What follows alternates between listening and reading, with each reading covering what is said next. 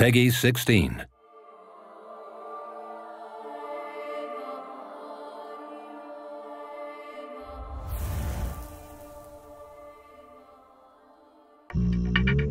Grew up playing everything from Indian classical music to flamenco to jazz to playing in orchestras to playing with punk bands and rock bands and funk bands.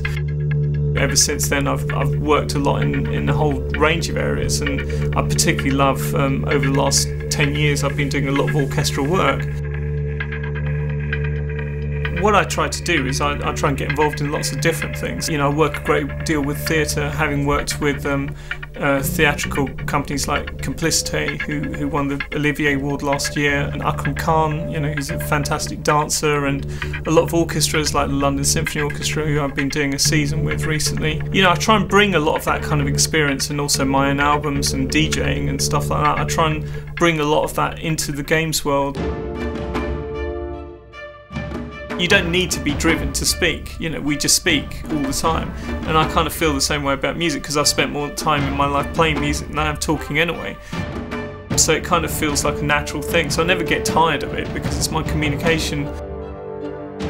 I get a real buzz from DJing in a club, you know, and watching people dance, or you know, cheering to something you just put on that they hadn't heard before or they're excited by, in the same way as a live gig.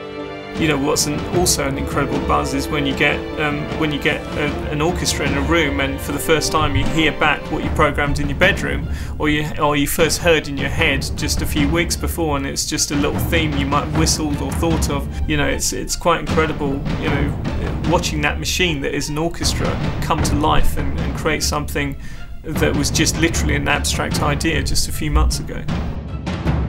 I have a strong idea of what I wanted to do with Enslaved right from the beginning, and I think we've been true to that kind of flavour. You definitely can identify the music as being from this game, you know, and I think that's what's working very well. It feels like it has its own vibe.